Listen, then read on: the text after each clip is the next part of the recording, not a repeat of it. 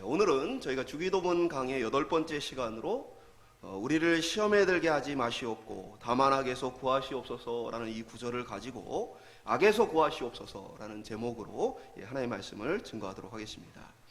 우리가 지난 시간에 우리 죄를 사하여 주시옵고라는 제목으로 하나님의 말씀을 살펴봤죠. 비록 예수님의 십자가의 은혜로 우리의 현재, 과거, 미래의 모든 죄가 용서를 받았지만 그러나 이것은 칭의로서 어떻게 보면 우리의 법적으로서 무죄가 선언되어진 우리의 신분과 관련된 일이다. 그래서 우리의 신분이 이제 더 이상 죄인이 아니라 이제 의인으로서 칭함을 받게 되었다. 그러나 우리의 상태는 여전히 이 땅을 사는 동안 예수님을 믿었음에도 불구하고 죄를 계속해서 짓게 되어지는 죄인의 상태에 놓여 있다라고 말씀을 드렸습니다. 그렇기 때문에 우리는 이 땅에 사는 동안 계속해서 죄를 짓기 때문에 하나님과의 관계를 멀어지게 되어지는 모습을 살펴봤어요. 그래서 죄를 미워하시는 하나님과의 관계가 우리가 죄를 짓는 것을 통해 더 멀어지게 되어집니다. 그래서 우리가 회개를 통해서 하나님과의 친밀함을 누리게 되어지며 또 그것은 우리가 누군가를 용서할 때에 우리를 용서하신 하나님의 마음을 담게 되어지고 또 하나님의 그 선하심 속에서 하나님과의 친밀함이 더욱더 회복되게 되어진다. 그래서 우리가 누군가를 용서할 때 그때에 비로소 하나님과의 친밀함이 더 회복되게 되어진다 말씀을 드렸습니다. 지난 시간에 이제 우리의 죄인된 상태와 관련해서 이제 회개의 필요성에 대해서 얘기를 했다면 오늘은 죄인된 우리가 죄와 싸워야 하는 그러한 영적 싸움의 간구가 필요하다라는 사실을 기록하고 있습니다. 우리가 이제 지난 시간 살펴본 것처럼 우리는 법정에서는 무죄를 선언받았지만 그럼에도 불구하고 여전히 죄를 짓고 있는 죄인의 상태에 있습니다. 그렇기 때문에 우리가 영적으로 완전하지 않기 때문에 계속해서 사단은 우리를 그 연약함을 공격해요. 그래서 우리는 하나님과의 친밀한 관계가 깨어질 뿐 아니라 어떻게 보면 계속해서 사단의 이 공격에 노출된 그 삶을 살게 되어집니다. 전에는 사단의 종이었기 때문에 사단과 극심하게 대립할 필요가 없었죠. 그러나 이제 예수를 믿고 하나님의 자녀가 되어지고 하나님의 백성이 된 이후부터는 이제는 사단과는 원수가 되었습니다. 그렇기 때문에 이때부터는 사단과의 치열한 싸움이 시작된다라는 것입니다. 그래서 그리스도인이란 어떤 사람이냐? 이제 하나님의 백성으로서 사단과의 치열한 싸움을 싸우기 시작하는 사람이 그리스도인입니다. 과거의 기독교 신앙에 대해서 잘못 알고 있었던 사람들 중에는 예수를 믿음으로써 신앙생활이 끝났다고 착각하는 사람들이 있었어요. 그래서 나는 이제 예수를 믿었고 천국에서 상급은 별로 바라지 않고 이제 적당하게 살겠다라는 생각을 갖는 사람이 있었죠. 이런 사람은 사실 구원받은 사람도 아니고 예수를 믿은 사람도 아닙니다.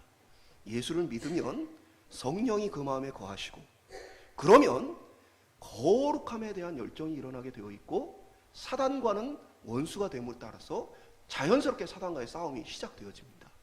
사단과의 싸움이 시작되어지지 않고 영적 전투가 없는 사람은 구원 얻은 사람이 아니에요. 그것은 거짓 믿음이고 잘못된 믿음입니다. 예수를 믿으면 이제 하나님 편에 서게 되어지고 성령의 능력을 통해 변화받게 되어지기 때문에 필연적으로 사단과의 싸움을 싸우게 되어 있습니다. 그러므로 정상적인 그리스도인은 믿음을 통해서 이제 뭘 시작하느냐? 사단과의 치열한 싸움을 시작할 각오를 가지고 신앙생활을 하게 되어 있다는 거예요.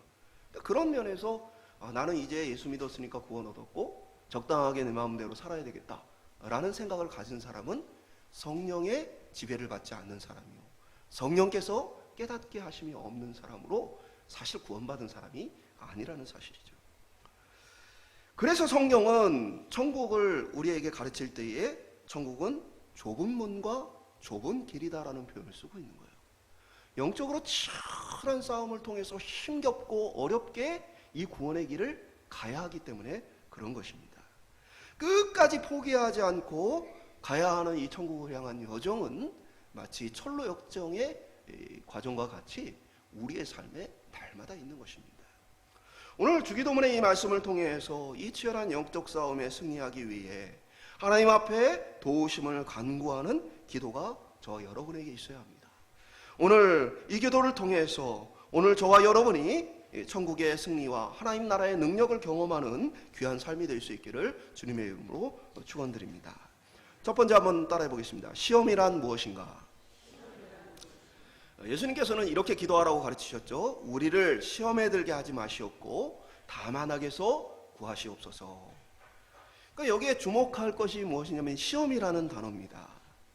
페이라스모스라는 이 헬라어 단어는 원래는 이제 그 본질을 알아보기 위해 그것을 테스트해 보는 것으로 이 단어가 원래 생겨났습니다.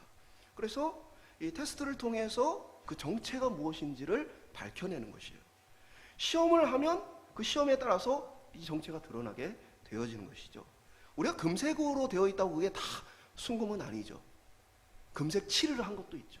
그래서 가끔 이렇게 가짜 금을 이렇게 판매를 하고 하는 사람들이 있잖아요. 그래서 테스트를 해서 이게 진짜인가 아닌가를 살펴보는 거예요. 그래서 이 시험이란 이 페이라스모스라는 단어를 영어 성경에서는 때로 테스트로 번역을 합니다. 그래서 테스트를 하면 그 사람이 신앙인인지 아닌지가 나타나고 또 때로는 얼마만큼의 신앙을 갖고 있는 사람인지를 알게 되어지는 것이죠. 우리는 성경의 이 대표적인 시험으로서 하나님께서 아브라함을 시험하셨던 모습을 보게 되어집니다. 하나님께서 아브라함에게 독자 이삭을 바치라고 말씀하시죠. 히브리서는 하나님의 아브라함에 대한 시험을 이렇게 기록하고 있어요. 히브리서 11장 17절에 19절은 아브라함은 시험을 받을 때에 믿음으로 이삭을 드렸으니 그는 약속들을 받은 자로 돼 그의 외아들을 드렸느니라. 그에게 이미 말씀하시기를 내 자손이라 칭할 자는 이삭으로 말미암으리라 하셨으니 그가 하나님이 능히 이삭을 죽은 자 가운데서 다시 살리실 줄로 생각한지라. 그러니까 하나님이 아브라함을 시험하셨더니 뭐가 드러났어요? 아브라함의 믿음이 드러났어요. 그래서 아브라함은 원래 이제 하나님 앞에서 하나님 내가 자식이 없으니 내 종 중에 엘리에셀이 있는데 그 사람을 통해서 하나님이 내게 약속하셨던 이 복을 계속해서 이어가십시오 라고 얘기를 해요. 그러니까 하나님이 그렇지 않다. 내가 네 몸에서 태어난 자를 내 자손으로 삼고 그에게 복을 줄 것이다 라고 약속하시죠. 그러면서 바로 그 이삭이 하나님의 이 복을 이어갈 이 자손으로서 이야기를 하셔요. 그 이야기를 들은 아브라함은 어떻게 해요? 하나님의 그 말씀을 철저하게 믿었다는 거예요. 그래서 지금 하나님께서 이삭을 바쳐 죽이라고 명령하시지만 내가 이 아들을 죽이면 하나님은 그 약속을 잊어버릴 뿐이 아니고 반드시 지키실 뿐이다. 그래서 이 이삭 다시 살려내실 것이다. 그 믿음을 가지고 이 약속을 이행하려 했다라는 거예요. 그래서 하나님의 이 테스트를 통해서 하나님의 이 시험을 통해서 아브라함의 뭐가 드러났어요? 믿음이 드러났어요. 아, 신앙이구나. 그리고 얼마만큼의 신앙이 있구나 라는 것이 드러났다는 것입니다. 그러나 또 시험이라는 이 페이라스모스라는 이 단어는 때로는 유혹이라는 단어로 번역되어지기도 합니다. 그래서 이러한 경우에 이제 영어 성경에서는 템테이션이라는 이 단어로 번역을 해요. 그래서 이 헬라어 단어 이 페이라스모스라는 단어가 어느 때에는 테스트로 번역되어지고 어느 때에는 템테이션으로 번역이 되어져요. 그래서 마귀가 예수님을 광야에 시험할 때 누가복음 4장 13절은 마귀가 모든 시험을 다한 후 얼마 동안 떠나니라. 그래서 여기에서 보면 이제 마귀가 광야에서 예수님을 시험하죠. 이때의 시험은 테스트가 아니고 뭡니까? 유혹하여 넘어지게 하는 거예요. 예수님으로 말미암아 하나님의 뜻을 저버리게 하고 하나님과의 관계를 깨트리는 것이 목적입니다. 그래서 이때에는 테스트라고 표현하지 않고 유혹이라고 사용하게 되어지는 거예요. 그리고 또한 마태복음 19장 3절은 바리새인들이 예수께 나와 그를 시험하여 이르되 사람이 어떤 이유가 있으면 그 아내를 버리는 것이 옳으니까. 그래서 바리새인들의 의도는 예수님을 공경에 빠뜨림으로써 다른 사람들과의 관계를 깨트리는 거예요. 사람들이 예수님을 존경하고 우러러보며 따르는 그 모습을 볼 때에 예수님을 공경에 빠뜨려서 이 관계를 깨트리는 것을 목적으로 하고 있죠. 그래서 이러한 것들은 함정을 파놓고 그 함정에 빠지게 하려는 그 의도를 성경은 또 이 시험이라는 단어를 사용합니다. 이 시험과 관련해서 중요한 구절은 이제 야고보서 1장 13절인데 사람이 시험을 받을 때에 내가 하나님께 시험을 받는다 하지 말지니 하나님은 악에게 시험을 받지도 아니하시고 친히 아무도 시험하지 아니하시느니라. 그러니까 이 구절을 보면 하나님은 아무도 시험하지 아니하신다. 그런데 하나님은 왜 아브라함을 시험하셨느냐라고 생각할 수 있어요. 그러니까 단순하게 생각하면 그런 오해에 빠질 수 있는데, 이 야고보서의 말씀이 강조하고 있는 것은 인간이 왜 시험에 빠지는가에 대한 이야기를 하고 있는 거예요. 그것은 인간의 내면에 있는 죄 때문에 시험에 빠진다는 얘기라는 거예요. 하나님이 나를 시험했기 때문에 내가 시험에 빠진 것이 아니고, 마귀가 나를 시험했기 때문에 내가 시험에 빠진 것이 아니고, 내 마음속에 있는 죄로 인해서 죄를 짓게 되어진 것이다 라는 이야기를 하고 있는 거예요. 그렇기 때문에 누구도 원망할 필요가 없다라는 얘기를 하고 있는 것입니다. 근데 인간은 이 자기가 죄에 빠진 것들에 대해서 하나님 앞에 회개를 하기보다는 뭐예요? 핑계를 자꾸 댑니다. 핑계를 대고. 아담이 그랬어요. 선악과를 따먹은 자신의 그 하나님과 같이 되고자 했던 자기의 어떤 그 반역의 마음, 하나님을 하나님으로 인정하지 않았던 그 마음을 회개하기보다는 아담이 어떻게 합니까? 창세기 3장 12절에 보면 아담이 이르되 하나님이 주셔서 나와 함께 하게 하신 그 여자가 그가 그 나무의 열매를 내게 주므로 내가 먹었나이다. 그러니까 아담의 얘기는 뭡니까? 하나님이 이 여자를 나한테 주셔가지고 내가 이렇게 죄를 짓게 되었다는 얘기를 하죠. 그러니까 핑계대는 거야. 하나님이 주셨어. 그러니까 정확하게는 하와 때문에 죄를 지은 게 아니고 자신의 마음속에 하나님을 온전하게 섬김이 없으므로 죄 가운데 빠지게 되어진 거예요. 그러니까 성경은 그런 의미에서 보면은 이 시험이라는 단어를 때로는 테스트로, 때로는 유혹으로 이제 사용을 하는데, 그러면 이 단어를 굳이 한 단어를 쓸 게 아니고, 시험일 때는, 이 테스트일 때는 그냥 테스트에 맞는 단어로, 유혹일 때는 유혹에 맞는 단어로 이렇게 나눠서 쓰면 명확하지 않을까라고 생각하는데, 사실은 이 한 단어에 이 두 가지가 있는 것도 신비로운 하나님의 계획이에요. 뭐냐면 욥기에 보면 욥이 시험을 당하죠. 하나님은 마귀에게 욥을 시험하도록 허락을 하십니다. 하나님의 편에서 욥의 이 시험은 테스트죠. 욥이 가지고 있는 믿음을 드러나게 하는 거예요. 실제로 사단은 하나님께 뭐라고 얘기합니까? 욥이 하나님께 너무 많은 것들을 다 받았기 때문에, 그렇기 때문에 하나님을 경외하는 것이지, 욥이 그런 것이 없다면 하나님을 경외하겠느냐라는 이야기를 하죠. 그래서 이 테스트를 통해 욥이 가진 모든 것들을 빼앗겼을 때에 뭐가 드러나는 거예요? 욥의 실체, 욥의 정체가 드러나게 되어진 거예요. 욥은 비록 완전한 신앙을 가진 사람은 아니었지만, 그럼에도 불구하고 모든 것을 빼앗긴 후에도 참되고 진실한 신앙의 고백을 하게 되어지죠. 그것을 통해서 욥의 신앙이 어떤 것인지가 증명이 되게 되어집니다. 반면에 사단은 욥을 시험할 때에 욥의 믿음을 드러내려고 욥을 시험한 것이 아니죠. 욥이 시험에 빠져서 하나님을 원망하고 저주하기를 원했기 때문에 욥을 시험한 거예요.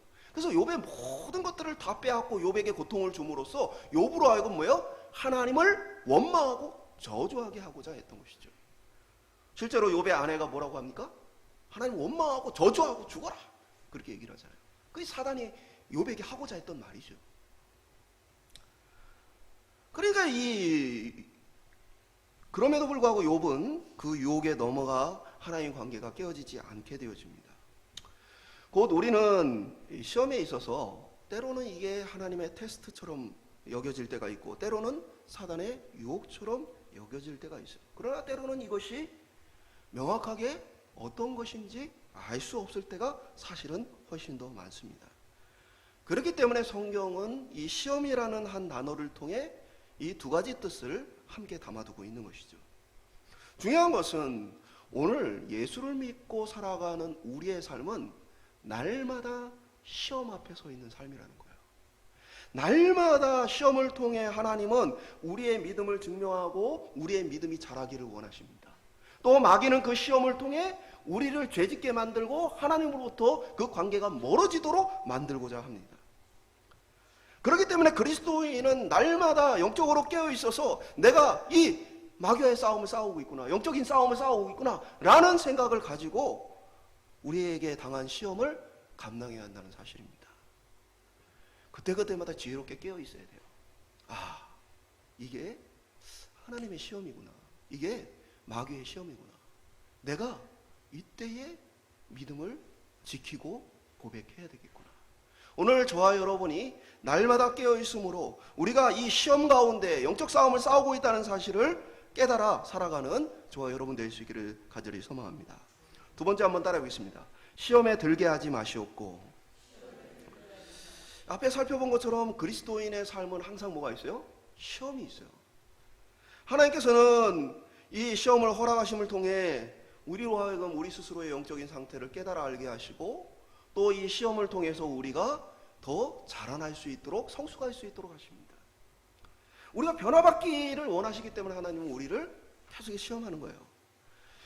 학생들이 공부를 하면요, 다 아는 것 같아요. 선생님이 앞에서 설명을 하고 문제를 풀어주고 그걸 보면 아, 저렇게 푸는 거구나, 아, 저런 식으로 하는 거구나, 다 아는 것 같아요. 그런데 막상 선생님의 도움 없이 혼자 스스로 그 문제를 풀게 되었을 때는 때로 문제를 풀지 못하는 경우를 많이 만나게 되어집니다.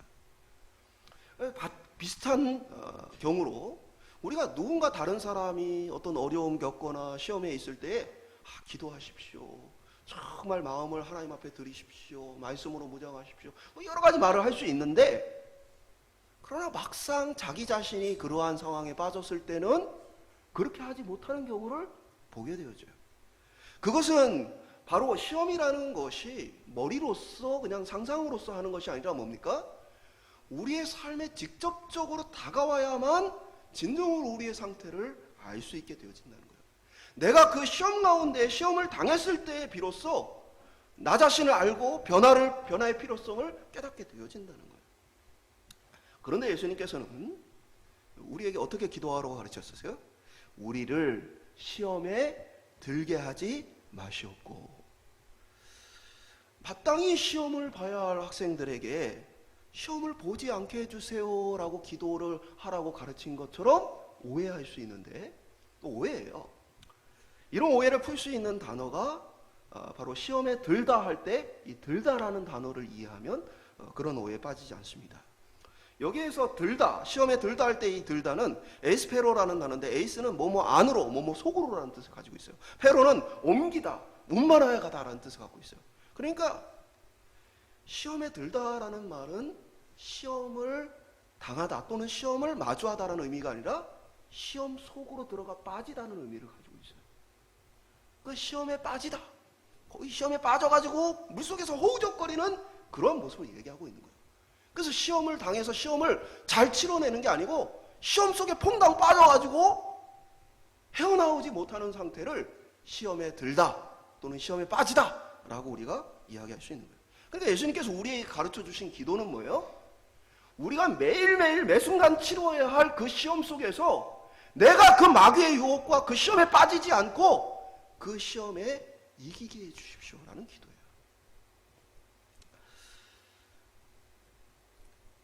우리 속에 죄가 있어서 마귀는 쉽게 얘기하면 우리를 낚으려 하는 것이죠. 마치 낚시꾼이 미끼를 던져서 물고기를 유혹해 잡으려 하는 것처럼 우리 속에 있는 죄를 자극하여서 우리가 그 죄에 반응함으로써 죄를 짓게 하는 거예요.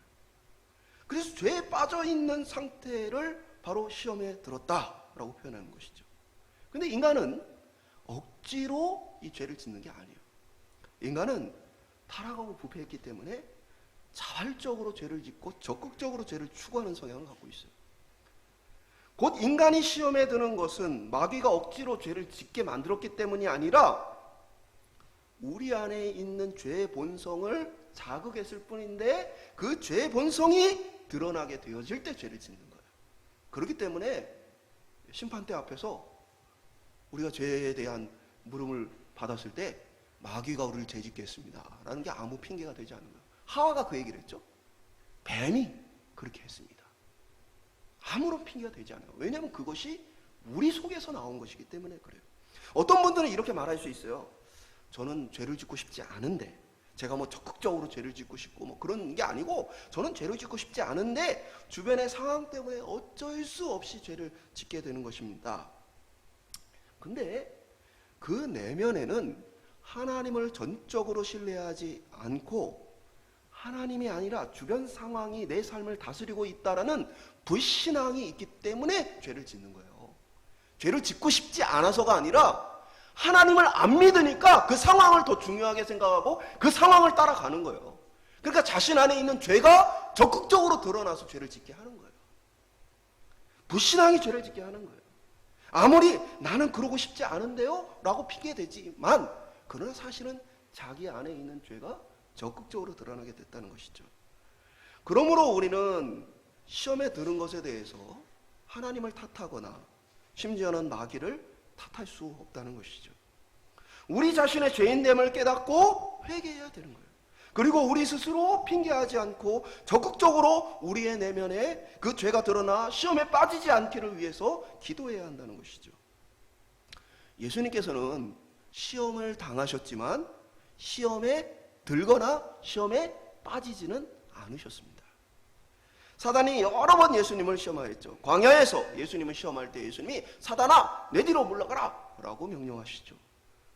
베드로를 통해 예수님을 또 시험에 빠지게 하려고 합니다. 베드로가 예수님이 십자가를 지시는 일을 얘기하니까 예수님 그거 하지 마십시오. 지금 사람들이 다 예수님을 우러러 보고 지금 예수님의 기대를 이렇게 하고 있는데 지금 거기에 찬물을 끼얹으면 어떻게 합니까? 하고 베드로가 예수님 십자가 지는 것에서 만류를 하죠. 그러나 예수님께서는 베드로를 향해서 마가복음 8장 33절에 예수께서 돌이키사 제자들을 보시고 베드로를 꾸짖어 이르시되 사단아 내 뒤로 물러가라. 내가 하나님의 일을 생각하지 아니하고 도리어 사람의 일을 생각하는도다. 그러니까 예수님께서 사단이 예수님을 넘어뜨리려고 베드로를 이용해서 십자가를 치지 말라고 합니다. 그래서 예수님은 시험에 당하셨지만 시험에 빠지거나 시험에 들지 않으셨죠. 그것은 예수님 내면에 죄가 없으셨기 때문이에요. 그러나 우리는 예수님과 달리 우리 속에 죄가 있기 때문에 예수님은 우리에게 기도하라고 말씀하신 것이죠. 심지어는 죄가 없으신 예수님마저도 뭡니까? 기도로서 하나님 앞에 나가셨다는 모범을 우리에게 보여주신 모습을 보게 되어집니다. 예수님께서 우리에게 기도하라고 하신 것은 우리가 하나님을 의지하지 않고는 도저히 시험을 이길 수 없기 때문입니다. 예수님께서는 십자가를 지시기 전 제자들을 겟세마네로 이끌어서 기도하게 하시죠. 그러면서 마태복음 26장 41절에 시험에 들지 않게 깨어 기도하라. 마음은 원이로되 육신이 약하도다. 그러니까 기도를 성경에서 여러 가지 비유를 할 때 많이 쓰는 것 중에 하나가 오늘 본문에 있는 것처럼 깨어 있다라는 표현이에요. 에베소서에도 전신갑주를 입고 마귀와 대적에 싸울 때 기도로서 깨어 있으라고 얘기하죠. 기도는 영적인 분별력을 회복하는 것입니다. 그래서 기도하는 사람은 영적인 분별력을 가지고 하나님을 찾고 하나님이 기뻐하시는 것들을 선택하게 되어져요. 마귀가 그를 넘어뜨리려 하지만 영적인 분별력을 가지고 이건 마귀가 나를 넘어뜨리려 하는 거구나 깨어 있어요. 그래서 기도하지 않으면 우리는 영적인 분별력이 어두워지고 사단의 시험에 넘어질 수밖에 없게 되어져요. 기도하지 않는 사람이 하나님의 뜻을 따라 사는 것은 불가능해요. 왜냐하면 잠자는 사람이 어떻게 마귀와 싸울 수 있겠어요? 잠자는 사람이 어떻게 자기 자신의 몸을 지킬 수 있겠습니까? 그래서 기도하지 않는 사람이 하나님의 뜻을 따라 시험에 들지 않고 살아간다? 이런 일은 일어날 수 없는 일이라는 거예요. 그래서 예수님은 우리에게 기도하라고 말씀하신 것이죠. 우리 속에 죄가 얼마나 큰지를 알 때 우리는 자만할 수가 없는 것이죠. 그러니까 우리 속에 죄가 얼마나 큰지를 알면 우리 스스로 내가 죄를 이길 수 있겠구나. 내가 이제는 예수를 믿고 내가 신앙생활을 내가 좀 잘해볼 수 있겠구나. 이 생각을 하는 순간 벌써 넘어진 거예요. 이 시험에 든 겁니다. 내가 이 정도 신앙생활 했으면 내가 이제 제대로 신앙생활 할 수 있겠구나. 이 생각하는 순간 이미 벌써 시험에 빠진 거예요. 우리는 하나님을 의지하지 않고는 신앙생활 할 수 없는 사람들입니다. 또 동시에 그리스도와 성령의 능력이 우리 안에서 얼마나 큰지를 깨달을 때 우리는 기도하지 않을 수 없는 거예요. 그 하나님의 능력과 성령의 역사가 우리 가운데 이 사단의 모든 권세를 깨뜨리고 모든 시험을 이기게 하시는 그 권능을 체험할 때 우리는 기도하지 않을 수 없는 것입니다. 저와 여러분이 다른 것들을 택하지 않고 오직 기도로서 모든 시험 가운데 빠지지 않고 그것을 이겨낼 수 있는 저와 여러분 될 수 있기를 소망합니다. 마땅히 치루어야 할 시험 가운데 하나님, 우리가 시험에 빠지지 않게 해주십시오. 시험을 마땅히 이기게 해주십시오. 기도하는 저와 여러분의 삶이 하나님의 능력을 체험하고 하나님 나라의 권세를 맛볼 수 있기를 주님의 이름으로 축복합니다. 마지막으로 따라하겠습니다. 악에서 구하시옵소서. 한글 성경은 다만 악에서 구하시옵소서라고 번역을 했지만 사실 다만이라는 이 알라라는 단어는 또한이라고 번역하는 게 맞아요. 왜냐하면 이제 우리가 전에는 이 앞에서 살펴본 것처럼 이제 주절과 종속절이 있어서 한글 성경은 끝까지 봐야 된다고 해서 이게 헬라어하고는 순서가 바뀌었다는 걸 살펴봤잖아요. 근데 오늘 본문은 한글하고 순서가 똑같아요. 왜냐하면 두 개의 문장, 우리를 시험에 들게 하지 마시옵고 악에서 구하시옵소서라는 이 두 문장이 종속절 주절의 관계가 아니고 똑같은 완전한 문장이기 때문에 그래요. 그래서 이것을 연결했는데 이 연결하는 방식을 우리가 대구법이라고 얘기해요. 그게 뭐냐면 똑같은 말을 반복하는 거예요. 그래서 앞에 우리를 시험에 들게 하지 마시옵고와 악에서 구하시옵소서는 똑같은 얘기예요. 근데 왜 반복을 하느냐? 뒤에서 앞에 이야기를 더 자세하게 설명해 주는 경우가 많이 있어요. 그러니까 이제 이것은 우리에게 좀 더 자세하게 시험에 빠지는 문제에 대한 것들에 대해서 얘기를 해주고 싶은 거죠. 그러니까 한글 성경에서는 악에서 구하시옵소서라고 번역을 했지만 영어에서는 이것을 단순히 evil, 악이라고 표현하지 않고 evil one이라고 표현했어요. 이게 무슨 차이냐면 주기도문은 악한 일들로부터 나를 건져주십시오 라고 오해할 수 있어요. 한글 성경은. 그러나 영어는 분명하게 이것에 대해서 악한 자로부터 나를 건져주십시오. 그래서 그 악한 자, evil one이 누구냐? 바로 마귀를 얘기하는 거예요. 그러니까 이 얘기는 하나님, 나로 하여금 시험에 빠지지 않게 해주시고 마귀로부터 건져주십시오 라고 기도하는 거예요. 실제로 이제 헬라어에서는 이 악이라는 단어를 이 본문에서 포네로스라는 말을 썼어요. 이게 온으로 표현하면은 이제 중성으로서 어떤 일들이나 뭐 여러 가지 사건들을 얘기할 수 있어요. 근데 오스라고 이제 뒤에 붙으면 이것은 사람을 지칭하는 거고 남성형입니다. 그러면 명확하게 좀 더 사단을 가리키는 표현으로 우리가 이해할 수 있어요. 물론 이제 포네로스라는 것이 다양한 의미로 쓰였지만 오늘 본문에서는 보다 분명하게 사단을 지칭하는 표현으로 쓰였다는 거예요. 그러니까 우리의 적이 사단임을 예수님은 분명하게 우리에게 알려주시고 그 사단으로부터 건져달라고 너희는 하나님 앞에 매일 기도를 해야 된다라고 우리에게 알려주신 것이죠. 왜냐하면 사단이 너무나 강력하기 때문에 그래요. 베드로전서 5장 8절은 근신하라, 깨어라. 너희 마귀가 우는 사자와 같이 두루다니며 삼킬 자를 찾나니. 그러니까 마귀는 우는 사자라는 건 뭐예요? 으르렁거리며 위협하는 사자를 얘기하는 거예요. 그래서 으르렁거리며 위협하는 그 강력한 힘을 가진 그 사자가 우리를 찾아다니고 있어요. 우리는 뭐예요? 두려움에 떨게 되어지는 것이죠. 또한 마귀 사탄은 고린도후서 11장 13절과 14절에 보면 그러한 사람들은 거짓 사도요 속이는 일꾼이니 자기를 그리스도의 사도로 가장하는 자들이니라. 이것은 이상한 일이 아니니라. 사탄도 자기를 광명의 천사로 가장하나니. 그러니까 마귀는 자기 자신을 뭐예요? 빛나는 천사로 신실한 하나님의 사역자로 자신을 속여서 많은 사람들을 잘못된 길로 인도해 간다는 거예요. 그러니까 마귀가 강력한 힘을 가지고 우리를 위협하고 또 아주 지혜로움을 가지고 우리를 속이는 그러한 모습 속에서 인간은 마귀를 이겨낼 수가 없다는 사실이에요. 마귀는 우리의 약점을 너무나 잘 알고 있어요. 우리를 어떻게 무너뜨리고 망가뜨려야 하는지를 너무나 잘 알고 있습니다. 우리는 너무 쉽게 두려움에 빠지고 너무 쉽게 속아 넘어갑니다. 우리의 용기와 힘으로는, 우리의 지혜로는 마귀를 대적할 수 없다는 사실이에요. 그렇기 때문에 예수님은 우리에게 철저하게 하나님의 도우심을 구해야 함을 가르쳐 주신 것이죠. 우리는 철저하게 하나님의 도우심이 절대적으로 필요한 사람들이에요. 우리 하나님은 고린도전서 10장 13절에 보면 사람이 감당할 시험 밖에는 너희가 당한 것이 없나니 오직 하나님은 미쁘사 너희가 감당하지 못할 시험 당함을 허락하지 아니하시고 시험 당할 즈음에 또한 피할 길을 내사 너희로 능히 감당하게 하시느니라.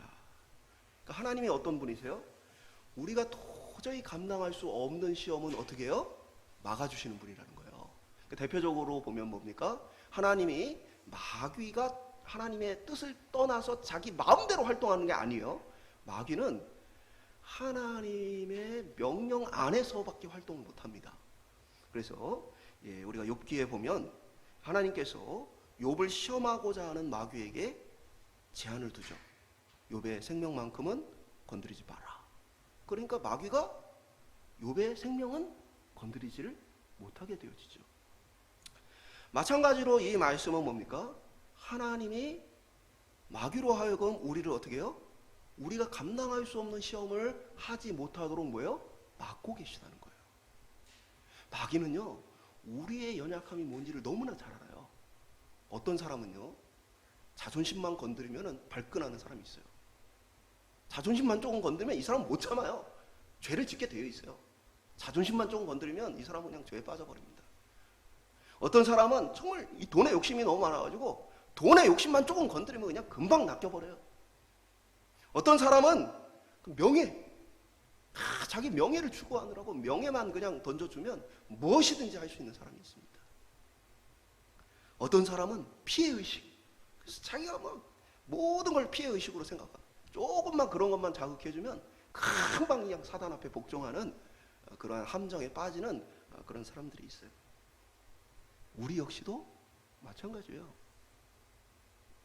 우리 역시도 우리 안에 있는 죄의 연약함들을 갖고 있기 때문에 사단이 마음만 먹으면 우리를 무너뜨리는 일은 결코 어려운 일이 아니에요.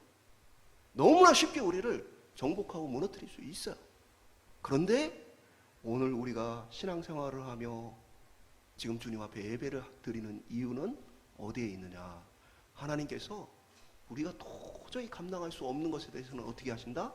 사단에게 그 부분은 건드리지 마라 라고 하심으로 우리가 지금 신앙생활을 하고 있는 거예요.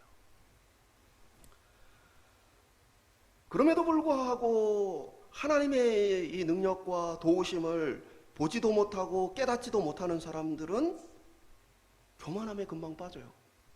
기도하지 않아요. 내가 그래도 몇 년의 신앙생활을 했는데, 내가 그래도 얼마나 정말 하나님 앞에 잘 살려고 노력을 했는데, 자기의 경력, 자기의 노력을 의지하는 사람은 다른 말로 얘기하면 예수 그리스도의 십자가의 은혜를 의지하지 않는 사람입니다. 사단은 그렇게 교묘하게도 우리를 이끌어가요. 무슨 예수 믿는 사람인 것처럼 어떤 교주나 사이비 그러한 사람들을 통해서 우리를 속이는 것뿐 아니라 예수를 잘 믿는 사람들 속에서도 너 그만큼이면 아주 잘했어. 그만큼이면 너 신앙생활 잘할 수 있는 사람이야. 너 기도하지 않아도 되고 하나님 찾지 않아도 돼.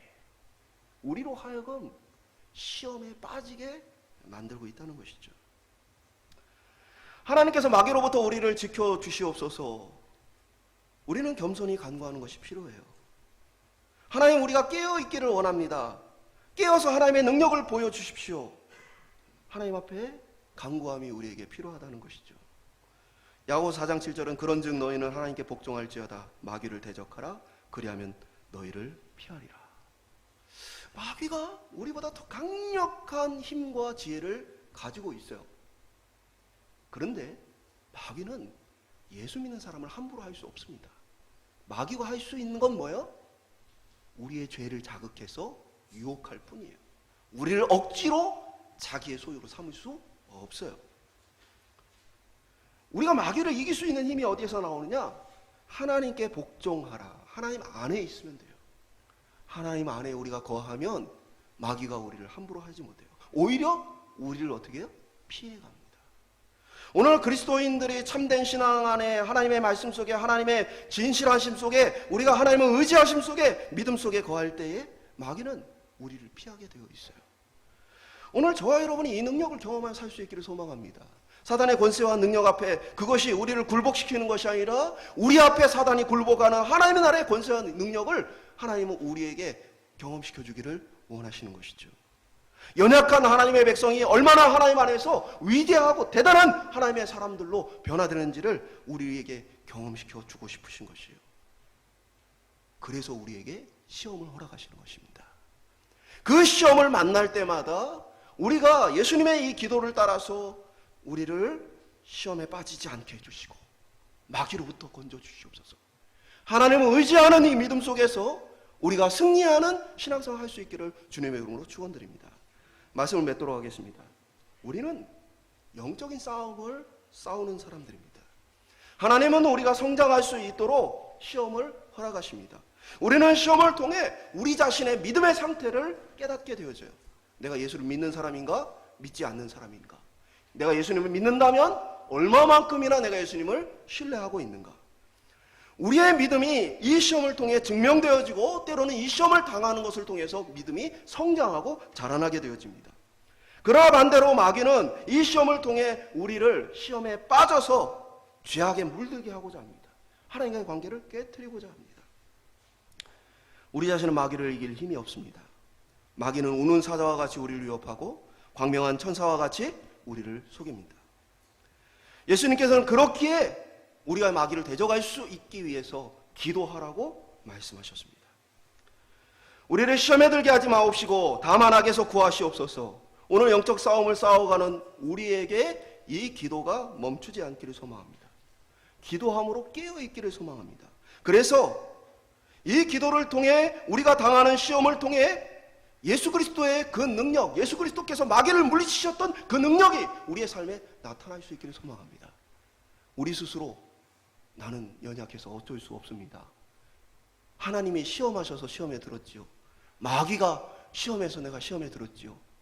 그 되지도 않는 핑계가 아니라 하나님 연약한 나를 붙들어 주셔서 하나님 나라의 권세와 영광을 내게 나타내 주시옵소서. 오늘 저희는 매 순간마다 이 시험을 당하고 있어요. 여러분이 누구를 만날 때 그 사람을 어떤 태도로 대할 것인가, 어떤 사람을 머릿속에 떠올릴 때 나는 그 사람을 어떠한 태도로서 그 사람을 받아들일 것인가.